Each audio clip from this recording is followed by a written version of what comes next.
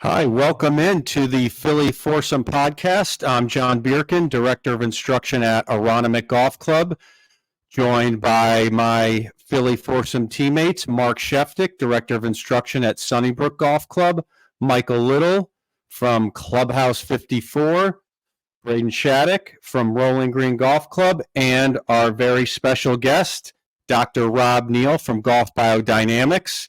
Um, Listeners, you are in for a treat today. We are so lucky to have Dr. Rob Neal, one of the world's leading golf biomechanics experts, joining us. So buckle up and enjoy. Doc Neal is originally from Australia, and Doc is really been a longtime friend of mine and Mr. Mark Sheftick. We've been both have been fortunate to spend quite a bit of time with Doc over the years. And in fact, just this week, had Doc back up to Aronimink Golf Club here in Philadelphia to do a little extra work, learning, studying, and spending time with Doc is always a treat. Doc and I first met 20 years ago. I can't believe that. And I believe, Mark, you and Doc met probably close to 15 years ago. We've both done a lot of work with Doc and brought him in to work with our students. And I was fortunate to spend a lot of time with Doc down at Doral at the Jim McLean Golf School, where I worked early on in my teaching career, and Doc was headquartered there for many, many years. And so Doc is a golf biomechanics expert. So what does that mean? That means Doc really is one of the most knowledgeable people on the planet when it comes to body movement, biomechanics, how the body works and operates athletically, specifically for the golf swing. So Doc, welcome in. Doc, tell us a little bit about your background and how you started, where this all started for you, and then when you came to the States, and kind of get us caught up to speed on your background and your experience and your study and research. Well, thank you very much for inviting me to join the Philly Four, and I'm looking forward to the opportunity to just interact with you and your followers. So I started an academic career back in the 80s, and I guess that's why I've got so many gray hairs these days. And I was one of the first people in the world to do three-dimensional golf swing analysis, and that was formed part of my master's degree. And then I went on and did a PhD in biomechanics and taught as an academic for 15 years before starting golf biodynamics. And so the work at the university was really important to establish the mechanisms, knowledge, approaches to studying human movement, and specifically of interest to me was golf. And way back in 82, when I was 25, that's when I started playing golf as well. I'd finished my storied basketball career, and then went on to choose two sports that I could play for the rest of my life, and golf was one of them. And it captured me more than tennis did. So I used it as a vehicle in my academic world to understand human movement in general. And that knowledge really, I think, put me in a place where I could interact with both academics at a research level, but also relate to the challenges that everyday golfers face as well. And then when I moved into golf biodynamics in 2000 and started working with coaches, I provide a nice bridge between players and academic work and coaches to understand the science that was going on here. And I think that that's one of the things that I'm probably quite proud about, that I've been able to find a way to allow coaches to understand complex information in biomechanics but then go and use it with their students. And that ability to communicate uh, the complex or difficult things into a form that's usable is probably one of the things that I feel very confident about, but happy that I've been able to do that. Great. And Docs, obviously, most folks are probably listening to this maybe as they're working out or driving into work. But we each have a little virtual background here, and your virtual background is your equipment, as if you were out on the range doing work. Tell our listeners a little bit about the specifics if they were to experience golf biodynamics, when they were on the lesson tee with, let's say, one of us and you doing work. Tell them about your equipment and how that works and how they would experience that, and then ultimately how that would help them. Yeah, so John, you can see there's a couple of video cameras there. There's a TrackMan device as well, right near my what would be my left shoulder, and then off to the left of the screen, there's a tripod that has a what's known as a transmitter on it. And I think on the ground there are the sensors that are used to measure the movement of the body. So if someone was to come and have a session, what we would do is just find out what they do without any sensors on. So capture some video and some launch monitor data, and then put the sensors on, get them accustomed to swinging with the sensors on, because it's a cable-based system, highly accurate, and it's very, very fast. It'll go up, the most current hardware will go up to almost 1,000 samples per second. So it provides very, very precise and accurate information on how the body's moving. And the real strength of this technology is the ability to do it in real time. So you can be swinging the golf club, and on my computer screen, there'll be an avatar of you as you're making that movement.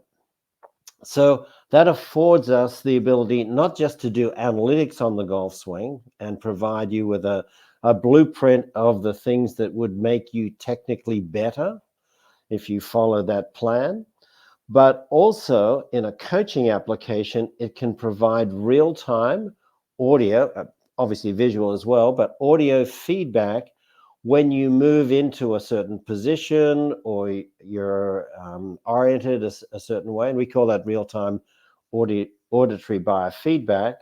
So as an example to the listeners out there, yesterday when I was working with John, we were trying to improve his rotation through impact. And so we set a tone that if he achieved a certain rotation of the pelvis and the upper torso, the computer would beep to let him know. And so although he can't do anything in that situation about changing the particular swing, he gets immediate feedback about how open he was at impact. Because if the sound of impact comes before the beep, he knows that, oh, I got really open on that one.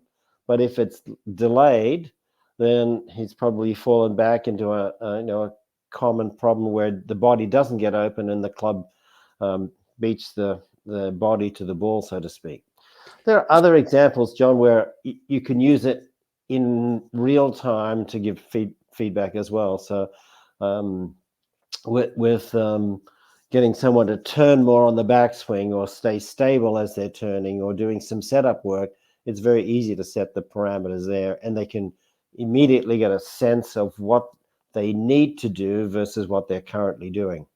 And Doc, tell the listeners about the number of sensors that you place on the golfer, the location, and maybe just a handful of the measurements that tracks and then puts into the report.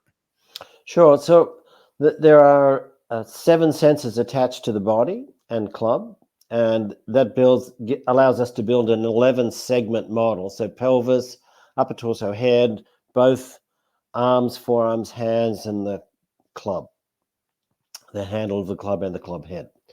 So it measures in detail, from the waist up, basically, and It measures both the translations, so the sideways, up and down, forward and back movements, as well as the rotations in turn, tilt, and bending. And examples of the things that it would measure would be joint angles. So if you are interested in looking at how the wrist move through the swing, the ulnar and radial deviation, the flexion extension, and the pronation supination, or elbow flexion or shoulder external rotation and things like that.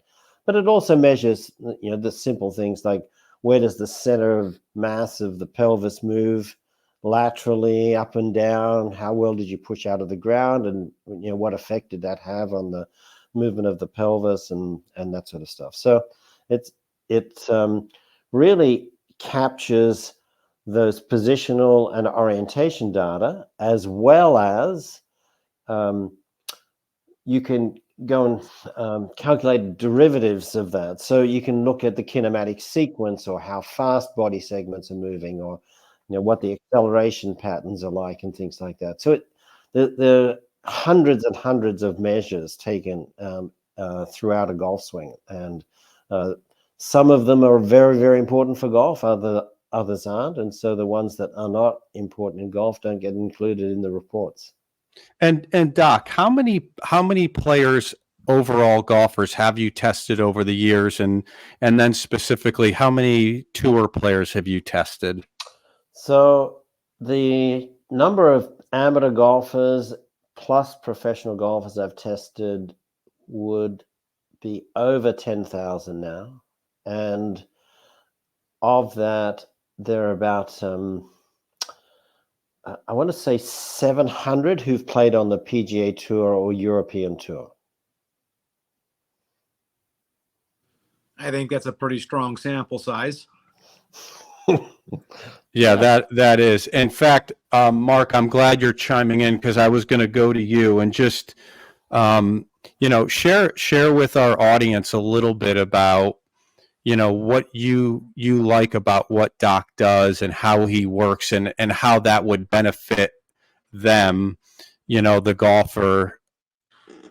The first thing I would say is how one of the greatest relationships I've had in golf is Doc Neal, and Doc really challenged me to, number one, don't be afraid of technology. In my early stages, I remember the first time I brought Doc up to Marion and watching Doc work with one of my students. He put the sensors on. I thought the man was going to launch the space shuttle, and all the stuff that's going on. And I'm like, oh my God, I'm going to learn the secret to golf.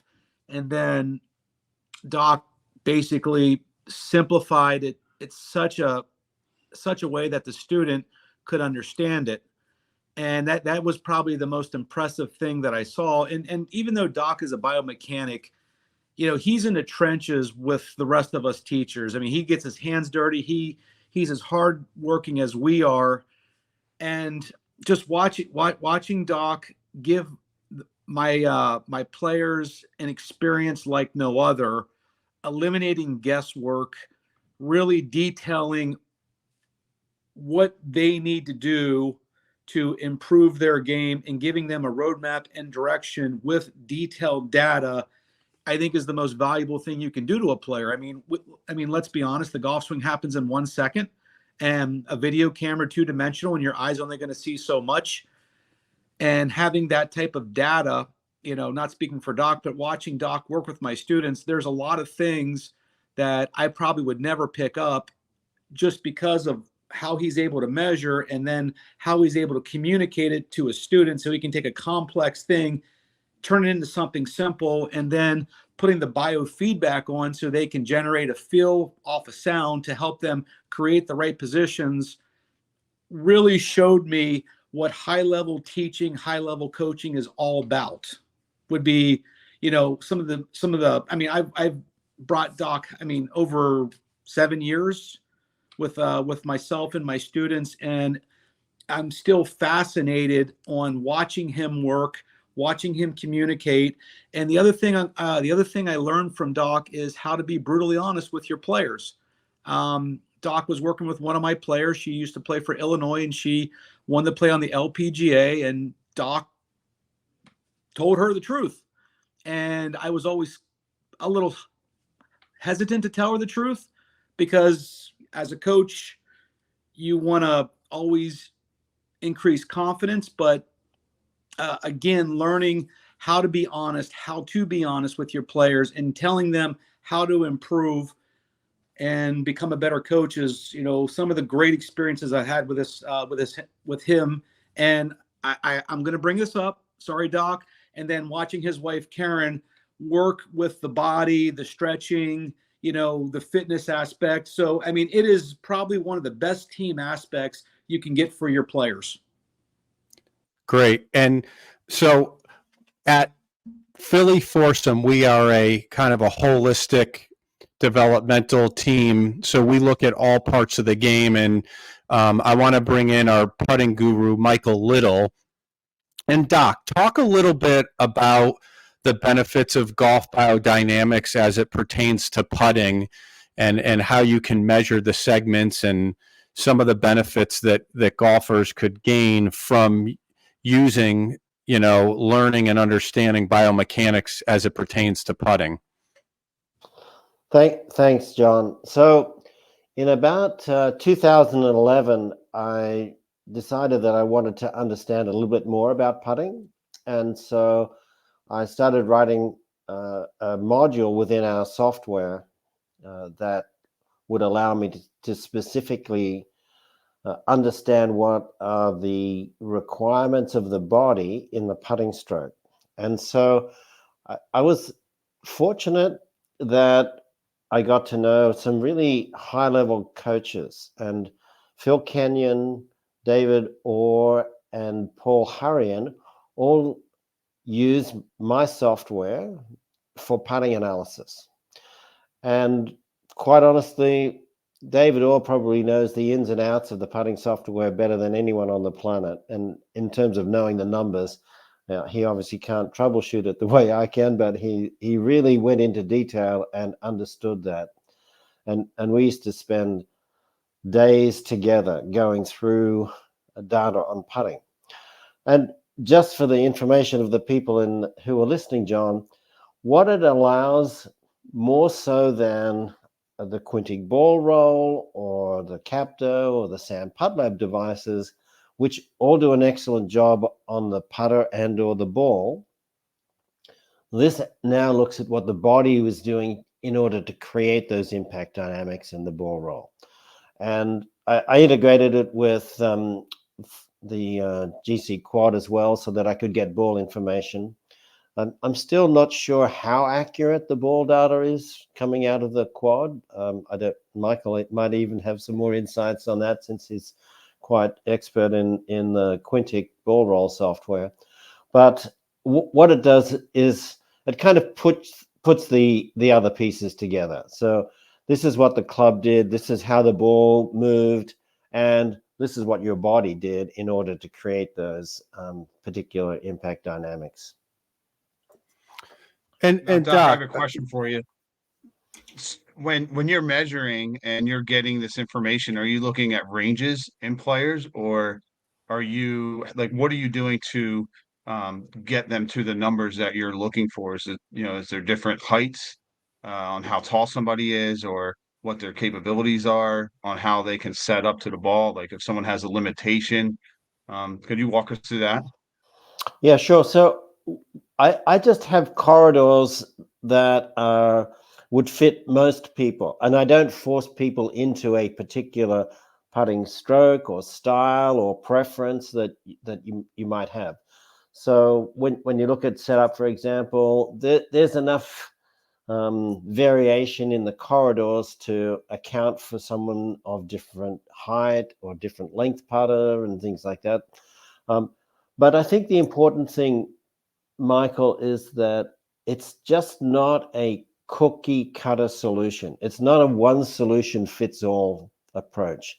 It's really bespoke in that sense, because it evaluates what the player does, takes into account what the coaching preferences are, and then says, here's your solution as best we can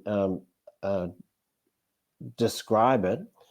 And it's not about, oh, well, we need to rebuild everyone's putting stroke. It might be some simple changes at setup. It might be a grip change. It might be that we need better connection body to arms, or different body movements. Maybe it's less body movements in certain parts.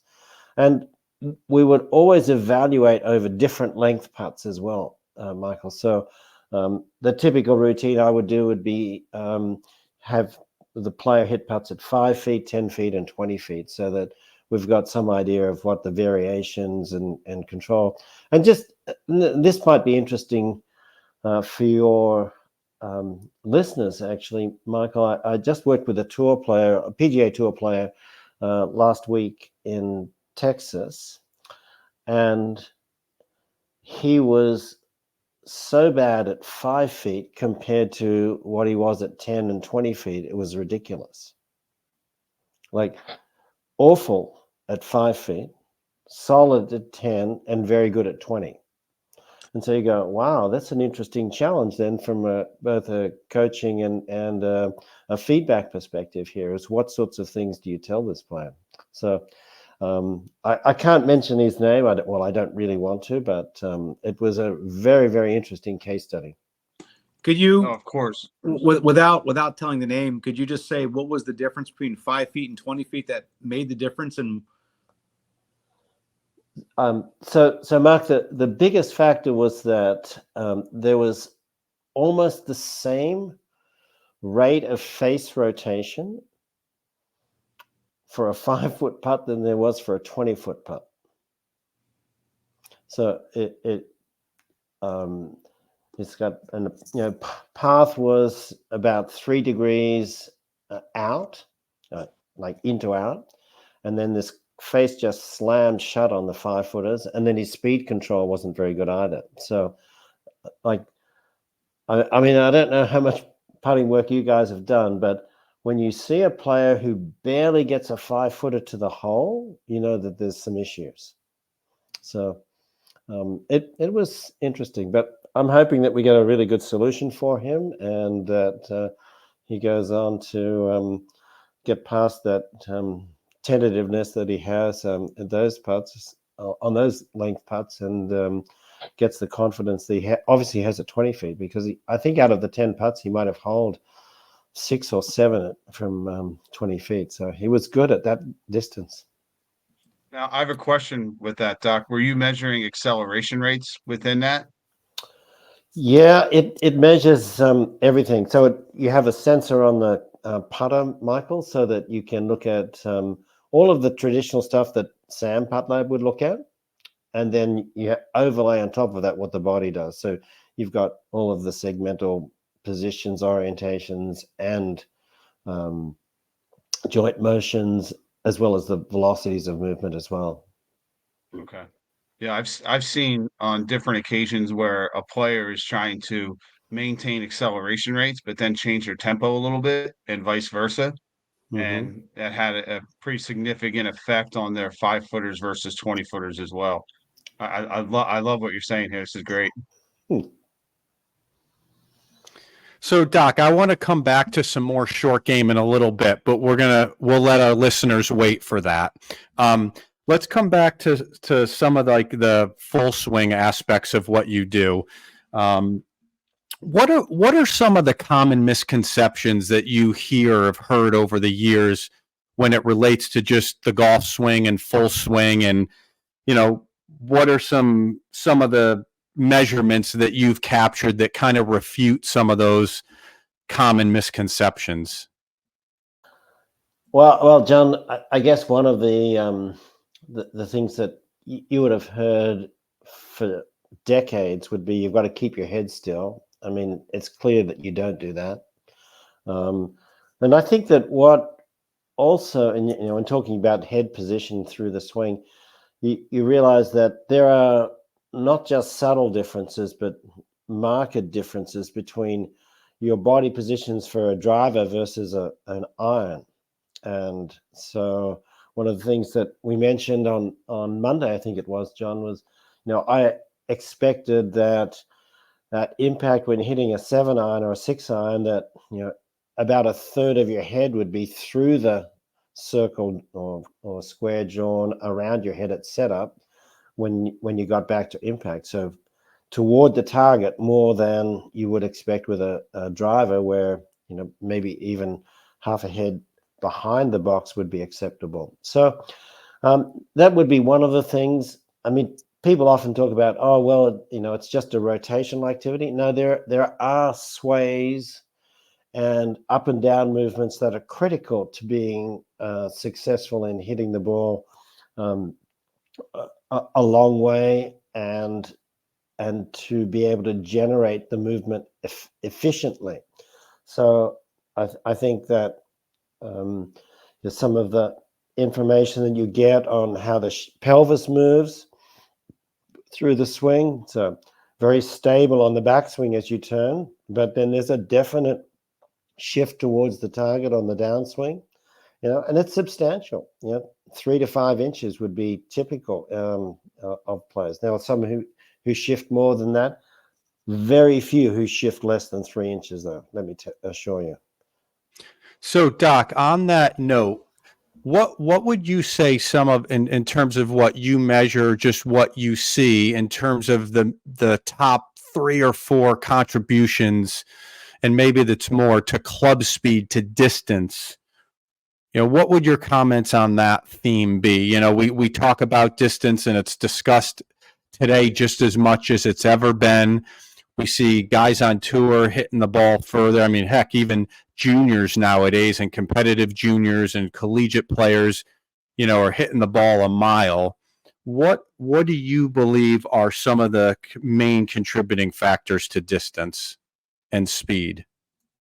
So one of the well, let me go through my kind of list of top ones. So you need to turn the body and then lift the arms and get them deep at the same time, so that you can increase the distance over which your hands can apply force to the club.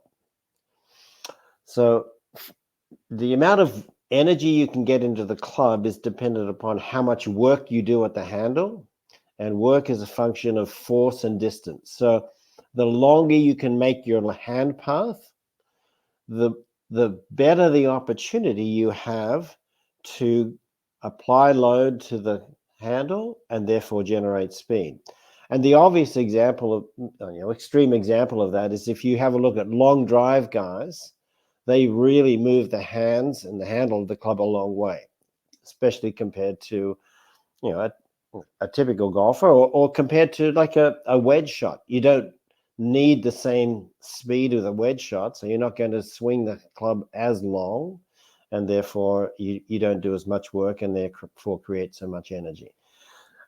In order to get the hand path long, you need to be able to turn your body well and stay balanced as you do that. And then on the downswing side of things, so your ability to generate rotational speed in the body segments, to sequence the movement of those body segments, and then to position the body appropriately as well, is critical to you delivering the club in a way that will allow you to take the energy out of the club that you're able to produce and get it to the ball. So if you don't position your body properly, maybe you deliver too much loft, or you're too, you don't hit the middle of the club face if you're not positioned correctly. But the other thing that McLean and I worked on way back in the, I want to say in the early 2000s, was when you shift towards the target, you also need to squat. And the squat doesn't generate energy for you. It's the push up out of the squat that does. So it's like a counter movement jump. You load up and then you push hard. And I think people today have realized that that's a critical element to generating speed. And in fact, when dealing with club golfers, I would say that would be often one of my first ports of call because it's the easiest thing for them to do to generate a lot of energy, because they involve the biggest muscles in their body, and most people know how to squat and jump. They've learned that skill when they were kids. So it's about putting it then in the golf swing. Great. And speaking of speed, there's no shortage of club speed with our Philly Foursome teammate, Mr. Braden Shattuck, someone we're proud to have on our team and someone who won the National Club Pro Championship last year, our reigning PGA National Club Pro Champion, which earned him the right to compete in the PGA Championship last year up at Oak Hill in Rochester, and also earned him 6 PGA Tour starts coming up starting next week. Braden is cruising at around 120 miles an hour with his driver, and Doc Neal and Braden and I spent some time together earlier this week at Aronimick. Braden, can you share some of your thoughts on your first experience with Doc Neal and what some of the benefits were for you, and what our listeners can learn from? Yeah, of course. I mean, first off, as a person, Doc was fantastic, super nice, very well spoken. Love the Australian accent. Makes him sound even smarter than he is. So makes you really convinced when he says something. So we took a look at we measured some 6 irons and measured some drivers. We had TrackMan running, we had GC Quad running, we had the Swing Cat Force plates, and we had Doc's 3D system all set up, and I was hooked up to all the wires. So no shortage of data coming in with that. Couple hours we spent on there, and there were so many things to look at, but I think what I learned the most from that is you can't see everything on camera. One of the biggest things that I struggled with was my wrist angles actually in my swing. So for me, I hold the club very weak because I hold it in my palms. I have a very weak left hand grip. So I have to get a lot of flexion in my left wrist to get the face kind of closed enough and get some flexion at impact so that I can get the handle forward. And what I was doing, I was actually flexing it too much at the top. And what the sensors showed was that at the top of my swing, I was very flexed. And then as I went into transition, I was losing flexion. And then as I went down to like shaft parallel to the ground in the downswing, I was adding flex again. And then through impact, losing flex. So my wrist was basically going like this the whole time. And if your wrist is going like this, I mean, you're gonna be messing around with way too many angles, the loft, the face orientation, the shaft plane, all of that stuff is going to change too much throughout the swing. I couldn't even see it on film, but what I could see on film was at the top, my shaft was a little bit laid off. And then as I transitioned, that shaft would start to just get a little bit steeper. And then as a result, instead of my club path being 1.5 to 2.5 degrees into out and hitting that little draw like I like to, my club path was shifting to like minus 0.5 to like -1. And I was hitting these terrible pulls and these really weak kind of flares out to the right. So I had a 2-way miss going with my club path being a little bit off. And all we worked on, Doc had me basically feeling like at the top of my swing, my left wrist was a little bit maybe flatter. It kind of felt like this, but really it was still pretty flexed, but less flexed than it was. And then in transition, I was just adding a little bit of flexion to lay the shaft off. And I was swinging, 2 degrees into out on every swing and got my nice low penetrating drawback. So what fascinated me was, and I only had to do that with the irons. What fascinated me was realizing that I couldn't see on camera until I matched it up with the 3D data. Then I saw how the shaft was reacting to my wrist angles, which was pretty fascinating. So it connected all of the dots for me. Good. And Doc, that brings me to the topic of, what Braden was talking about. We had all this technology going. Just what are your general thoughts about technology in golf instruction today? Where we are as an industry and a community of people that teach and coach all the time, and how that technology fits into the mix. Yeah. Well, let's just pause on that question for one moment, John, because I think there was a really critical learning moment for you during the Braden lesson when we talked about swing direction, wasn't there? There was, yeah. We'll do that in another podcast. Anyway, to answer the technology question, this is my view. Technology is great, but you have to understand what it does, how reliable it is, what the numbers mean, and just having a whole bunch of technology won't make you a better coach. You Yeah. have to intimately understand what you're getting at, what you're reading when you get the numbers, because if you don't, then it's just a crapshoot basically. Oh, I'll throw this one out because it seems to be out. Yeah. And that also, Doc, makes me think about, in today's world, for obviously people that are listening to this podcast love golf and like to geek out and enjoy many aspects to it. But golf is consumed so much now, even through social media, through YouTube and Instagram, and people, golfers watch these videos and they're like, let me try this and let me try that. So it's kind of like the same thing with this whole world of technology. Unless you really know what you're doing and how you're going to manage working with the player, it's the same thing with all this information that's out there, even in the social media space. Like, just for the listeners, I would just encourage you to be careful. You still want to be under the watchful eye and consistent watchful eye of a coach, so that you have a strategy, you have a game plan, there's a good consistent blueprint, and you can work from there. Just be careful not to be shooting at the hip or, experimenting or tinkering too much. Doc, let's get back to a little bit of some of your short game research, something that's also been recently a hot topic in the golf instruction space is the wedge game.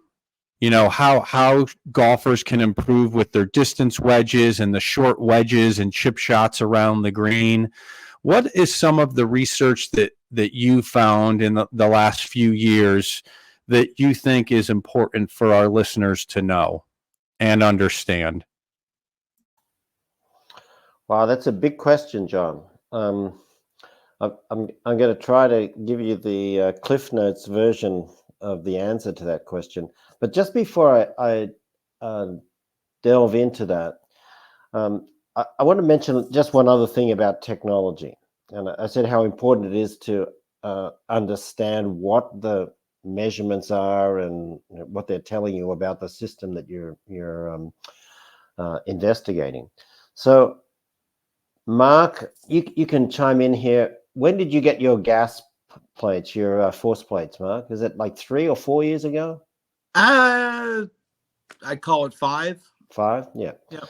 So what I do know is that Mark spent a lot of time before he started using it regularly with his clients so that he could understand what the information was telling him about a golf swing. And similarly, John's just had access to Swing Catalyst force plates now at Aronimink.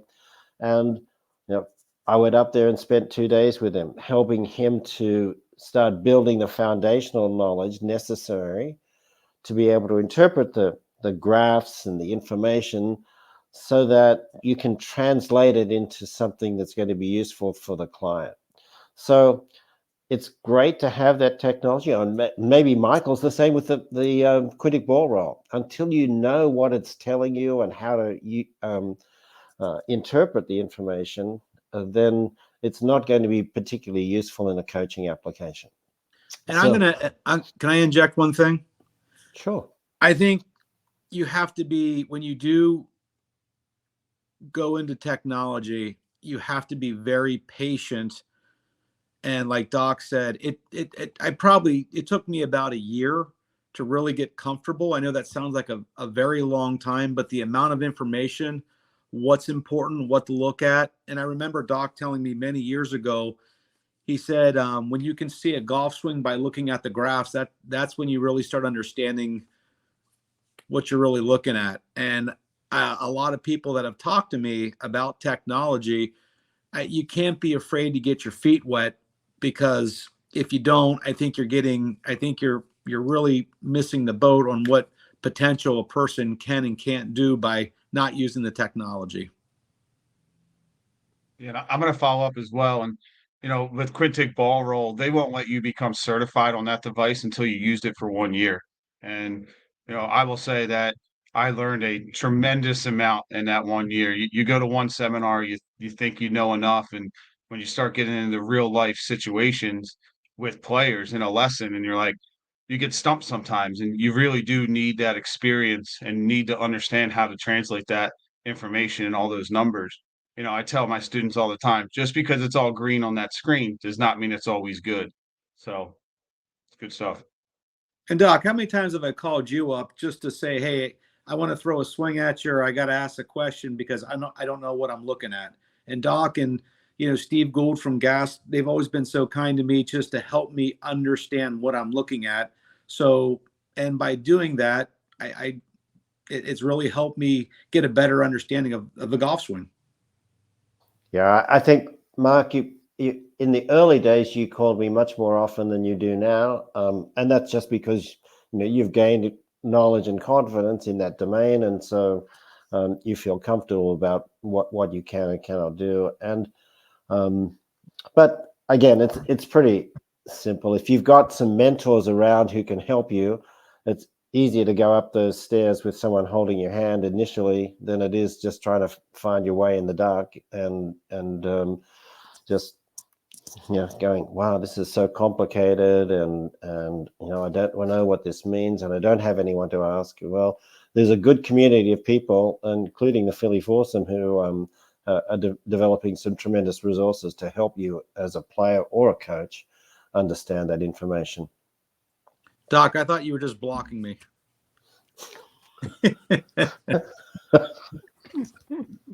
See, he is a smart guy, Mark. All right, so Doc, let's talk about some of the cool wedge stuff that you've done. Enlighten our listeners. Right. So there are two types or classes of wedge shots that Lane and I have talked about. And that's Lane Savoy. He's a golf coach out of Birmingham, Alabama. And he and I have been digging into the short game world of chipping, pitching, bunker play for about 8 years now. And what we did is decided that it was an area particularly in golf instruction, that was really poorly understood by coaches. And so we thought, we need to understand it better and then help the golf coaches out, because it's a critical part of being successful at playing the game. And we also, along the way, learned that short game challenges can be something that will turn people off golf as well. So there are many, many club golfers who reach a point and it's typically later in life, when they're in their 50s and 60s, that they develop, maybe even a little earlier than that, 40s, 50s and 60s, they develop chipping yips, and it turns them off golf unbelievably. And so anyway, Lane and I dug in. We got 3D data, launch monitor data, and high-speed video, and started to put a framework around what you need to do to be successful in the short game. And as I said, two classes of wedge shots. There are distance wedges, which are very much like iron swings. Not exactly the same, but very much like it. And so a critical part of that, for example, is that you need to be able to lean the shaft a long way forward if you're going to use a 60-degree wedge as your main tool in these shots in the range of, I don't know, I want to say 40 to maybe 90-yard carry, maybe a little less than that, depending on your club speed. And it's a tool that you, if you can do that, if you can create good shaft lean, it can be really beneficial for you controlling where the ball finishes. And so, you know, a typical piece of advice for a club golfer, John, would be maybe they don't need a 60-degree wedge in their bag if they can only lead the shaft 7 degrees forward, because you need to be about twice that if you're going to make a 60-degree wedge work well for you. Another misconception in the public domain is that wedge shots go high. Oh, they launch high quickly. Well, there's this unicorn called the high launching, high spinning wedge. And if anyone finds it, I want them to call me immediately, because it just doesn't exist. All right. And so people have to learn that distance wedges launch low with a lot of spin. And the spin and of the golf ball is something that's really critical in controlling the trajectory. So that spin holds the ball in the air long enough, allowing the aerodynamic forces to slow it down. And while it launches maybe under 28 degrees, it lands at an angle closer to 50 degrees. And so it has great stopping power. But that high spin also helps to keep the ball on its path so it doesn't get moved around by the wind. And an example I give to people often is everyone's ridden a bike, and it's pretty easy to stay balanced on a bike when you're up at around 10 to 15 miles an hour. This thing just wants to go along a straight line. But when you start slowing down, then it gets more and more difficult to balance the bike because it wants to wobble then. And that's the phenomenon in physics terms is it loses its angular momentum.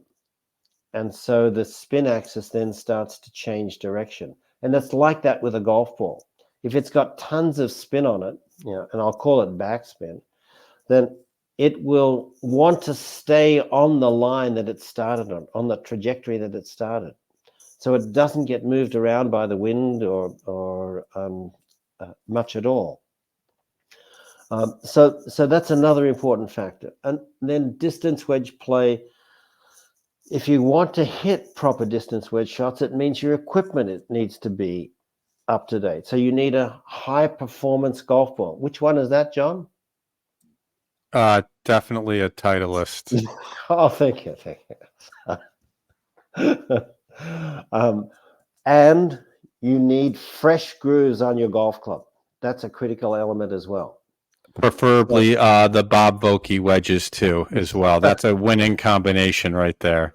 Vokey wedges and a Titleist Pro V. So No comment. yeah, the quality of that golf ball, and it's the cover of the ball that's the big factor here, really determines how much spin you can put on it. And if you use a Surlyn covered golf ball or a very hard golf ball, you cannot get the same behavior that you would get with a high quality Pro V, or the other manufacturers have good golf balls as well, high premium golf balls. So you want to say How something? much do you contribute the club shaft to that, Doc? The golf ball doesn't know about the club shaft. I mean, the physics of impact is that the mass of that club, the only part that the ball knows about really is maybe about 4 inches up the shaft, because it's on and off the face before that shaft has anything to do with it. So like you could let go of the club at impact and the ball would fly exactly the same. But I'm not saying it isn't important in terms of what happened before impact, though, Michael. So how that shaft behaves before impact can influence the club delivery. Let's bring in Braden for a minute, because Braden is, again, a fantastic player. He's a high-speed guy, and Braden has talked multiple times about changing his golf ball as it relates to his wedge game. Braden, can you just share a couple insights to our listeners of, why you changed the ball and how that affects, the ball flight in different conditions, and how it affects your ability, to control the ball and hit it closer or not hit it closer?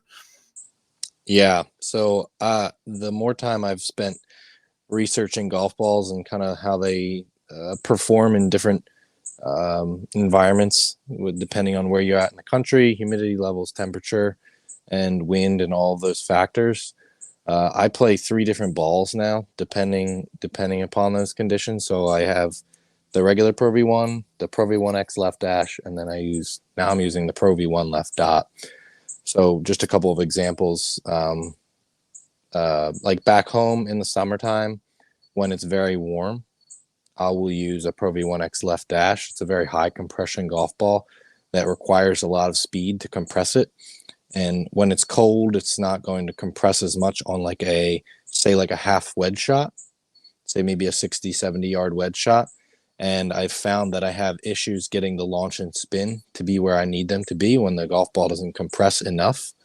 So when the temperature starts to drop and I'm trying to hit those more finesse wedge shots, I will switch to a Pro V1, which is a little bit softer, and it'll spin a little bit more, and it will compress enough.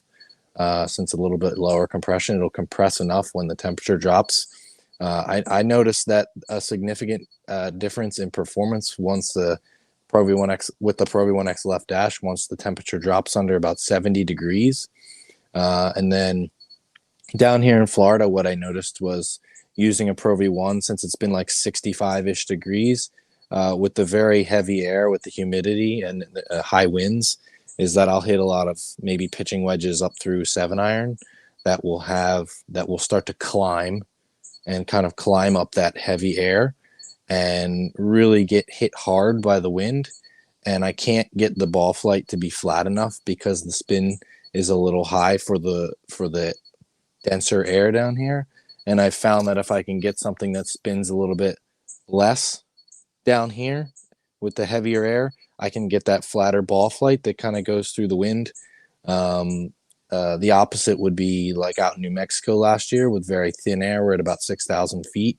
I was using a Pro V1 in cooler conditions. Spin rates were all the same measured on TrackMan, but I would get a flatter ball flight because it doesn't have that, just to keep it simple, the denser air to kind of start climbing up. So depending on temperature and wind and humidity levels, I will change golf balls pretty regularly, but I've done enough homework to know the difference in performance between all the balls depending on those conditions and requirements. Can I make a comment there, John? Please. So Braden is like a tour player in the way he strikes a golf ball, and these different or variations that Titleist produce for their Pro V1 golf balls are important at that level. For the consumer, just go and play the Pro V1 or the premium golf ball. You don't need to worry about whether it's a left dot, a left dash, a Pro V1X. Honestly, you're probably not going to be good enough to note the differences in performance, because they're, as I said, they're important at that level, but just get the performance of the premium golf ball. Yeah, and I was going to make that comment, obviously, but it was kind of an interesting thing, when dealing with high level players or high speed players, they start to recognize some of those differences. For us mere mortals, it's probably not going to make as much of a difference. But I mean, overall, you do want to play the best ball, in terms of quality and testing like a Titleist Pro V. Doc, so John, speaking, can I give you one more example on the equipment side of things for the please distance do, wedges? Yeah. please. So Titleist did a really nice study on wear on the wedges, and I think this is worthwhile getting out there. And I often use this analogy for people to understand the concept. So, how many of you out there would knowingly choose a driver and put it in your bag to play if you knew that it went 25% shorter than this other one that you could play? I mean, hopefully none of you say yes, because if you are, you shouldn't be listening to this podcast. Then the same thing at the other end of the spectrum is true with your wedges. So an worn out wedge loses its ability to produce spin. And so you go, well, how long does it take to wear out my wedge? Well, your most used wedge, if you've done about 75 rounds of golf and you use it regularly and maybe do a little bit of practice, then you will have lost 25% of the spin performance of that wedge. So another simple example for anyone who's watched race cars, I mean, how often do they have to change the tires on a race car during a NASCAR or a Formula One race? Those things wear out, just like your wedges wear out. And so you have to keep changing your most used wedge pretty regularly, or otherwise you won't get the spin performance that you're looking for. And then secondly, the thing that wears your wedges out the fastest is to keep pounding golf balls with a dirty club face. Yeah. And Doc, that's why I tell all my students they should just put a new wedge or two under the Christmas tree every year for themselves. So it does make a difference. So Doc, we were talking just a few minutes ago about, Braden and his performance and skill and talent is much like a tour player. I think maybe to kind of wrap things up a little bit for the podcast, what, in your opinion, what do you think a future tour player is going to look like? Well, that's a tough question, John, but here's a little history on this. So I was asked in the year 2001 by the current Australian Institute of Sport golf coach, what characteristics, do I think from a biomechanics perspective the tour player of the future would look like? Well, because, we were dealing with maybe 17, 18-year-old kids at this time. We were grooming them for the tour. And said, well, here would be my thing. I said, they need to be able to swing at 116 or 117 miles an hour. And then on top of that, blah, blah, blah, blah, blah, right? So that benchmark has now been exceeded, because I would tell a 16 or 17 or 18-year-old these days, if you have aspirations of playing on the PGA Tour, you need to be able to swing as your stock standard swing in the 120s now, probably 120 to 125.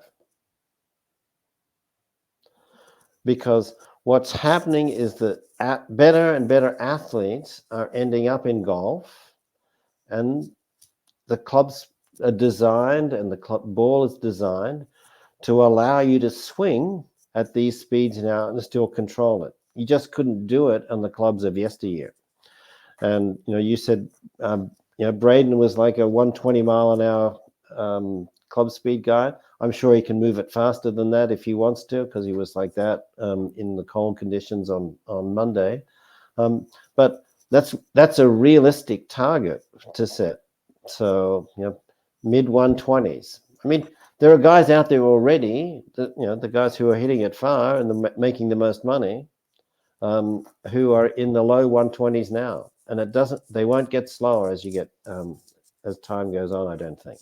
Right. And So the hold other on, John, stop. Hold on a second. So what's that going to do for longevity? I mean, are we going to see that many more injuries? You get a lot of the kids that are 13, 14, 15 years old that are pushing speed, and their bodies are, their left leg snapping, their backs are twisting. I mean, Doc, do you see the age of 30 years old almost kind of being the cycle of a PGA Tour player? I think, John, what we'll see is shorter careers, yes. And Mark, I should say, shorter careers. And I think that it maybe is not going to be like an NFL career that is over in, I don't know what the average NFL career might be, only 3 to 5 years or something like that. It's never going to be that short, but I think we'll see more injuries, stress fractures as people just push the limits, and then maybe there won't be that many people who make it to the Champions Tour. Yeah, and Doc, what I was going to say is, the physicality of that, but also, which is maybe a topic for another podcast, is the whole fitness arm of this, and the importance of body maintenance, strength training, flexibility, mobility, all of that, which I think is going to continue. It is an important piece of competitive golf nowadays, and it's even finding itself on the lesson tee at clubs across America to a certain degree, and I'm sure that will be a big component of that in the future as well. So, Doc, we could go on and on, and it's just been an absolute pleasure, and we really thank you and appreciate your time. We know it's valuable, and I know that for me personally, we've now known each other for 20 years. You've been one of my biggest mentors within my teaching career. You've been, extremely helpful and generous, but also, you and your wife, Karen, are great people and great friends. And, personally, I'm extremely grateful and thank you. I know our listeners enjoyed, gaining some insight from you, and to be with the Philly Foursome, we are thankful. So on behalf of Braden Shattuck, Mark Sheftick, Michael Little, I'm John Bierkin. We want to thank you for tuning in to the Philly Foursome podcast, and look forward to connecting with you and sharing some good information in the future. Take care.